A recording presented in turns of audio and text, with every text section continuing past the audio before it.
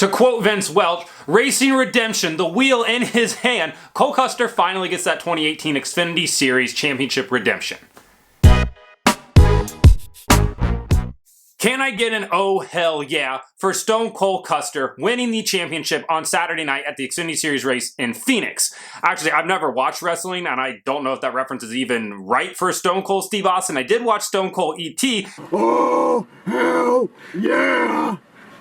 And it was in there about a decade ago, so I'm just going to hope that that's what it is. But Cole Custer wins his first Xfinity Series championship on Saturday night at Phoenix, winning the race, winning the championship, having to overcome a late race restart, which was absolutely wild. Still not really sure how he managed to get the car in the position that it was in on corner exit off of turn 2 to drag race down the backstretch. We'll get that in a second.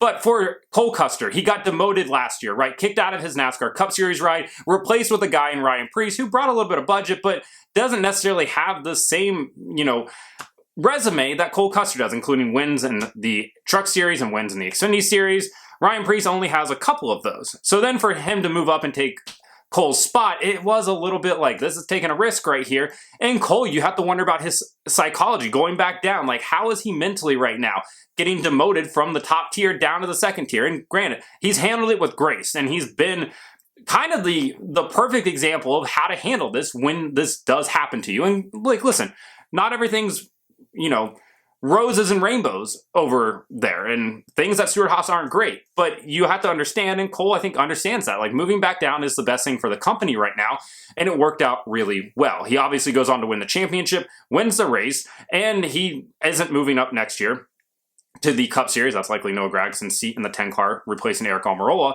But Cole, coming into the race on Saturday, only had 2 wins, both on road courses earlier in the year. And then for him to get his first one on an oval, that says a lot right there. To win at Phoenix, again, pretty difficult racetrack to kind of get a handle on. Beat John Hunter Nemechek straight up on a restart. John Hunter did end up cutting a tire down on the last lap and going into turn 3 up against the wall.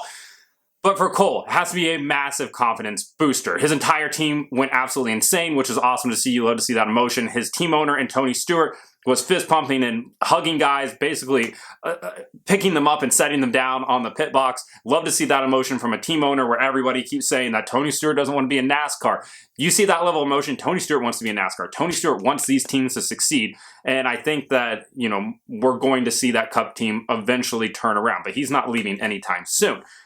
So Cole Custer wins the race, and it was a pretty straightforward Xfinity Series race for the most part going into it. You had both he and John Hunter Nemechek lead over 60 laps apiece in a 200-lap race that ended up going 202 laps because of an overtime finish. We'll get to that in a second. But for both of them, it was pretty split right there. And over the course of the final stage, if that race goes green from the end and, Connor Mozak doesn't remember that he hasn't crashed yet, so he had to put it in the wall. He did have a tire or a part failure, so it's not entirely on him, but it's just typical Connor Mozak. Always brings out a caution at least once a race.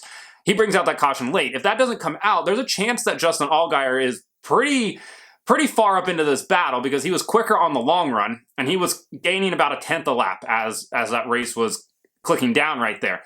That late race caution comes out with 20-ish laps to go. Cole Custer, Daniel Hemrick stays out on old tires.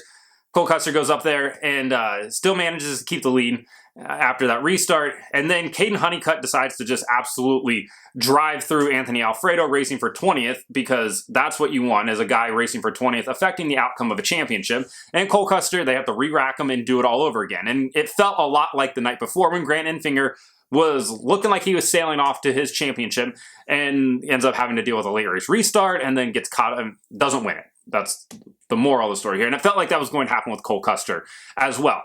So on that final restart, Cole gets swallowed up. John Hunter Nemechek gets out to the lead, and then he kind of cooks it into turn 1, goes up the racetrack. Cole's 3 wide middle, basically in 4th place in turn 1 going into turn 2, manages to get a incredible drive off the corner right there like he was Lightning McQueen or something. And it didn't like Tony Stewart said, I don't know how he did it. And I've watched it a couple times now. I'm like, I don't understand how he got the car to turn and get back to the throttle as well as he did. And he manages to get down on the inside and drag race both Justin Allgaier and John Hunter Nemechek into turn 3, coming to the white flag. He clears them, sails off, wins his first championship, which was awesome to see. Justin Allgaier comes in 2nd place in the championship. John Hunter Nemechek ends up crashing. He's 4th. Sam Mayer comes home 3rd in the championship standings as well. But for as bad as the Truck Series race was on Friday night, where those boys were racing like they were ready to meet God, and it made Tia Northfleet's career seem like less of an abomination than what that race was, what we saw on Saturday night was super refreshing. Sure, some people are going to say it was boring, that it was straightforward, like 60 minutes, but that's not necessarily a bad thing, because in this winner-take-all championship format where one race determines the champion, I don't want to see chaos where all 4 trucks end up with damage and everybody's mad at each other at the end and we're intentionally wrecking people and altering the outcome of these races through a bunch of extra unnecessary green-white checkers. For the Xfinity Series race to not have that, and all those guys, all 4 of them were 1, 2, 3, 4 at the finish there, well, coming towards the white flag, and none of them ran into each other intentionally. They didn't wreck each other. Of course, John Hunter cut a tire down, but things like that are going to happen, unfortunately, when you're like close. But there wasn't any intentional wrecking. Nobody drove into the corner with the intention of like, I'm going to send this dude because I want to win a championship. And again, I said it just a minute ago, it was refreshing to see. You don't need to go out there and race like an absolute moron. You don't have to throw everything out the window and, create this reputation for yourself where people are like, typical of that guy. Like Carson Hocevar's reputation was already not great.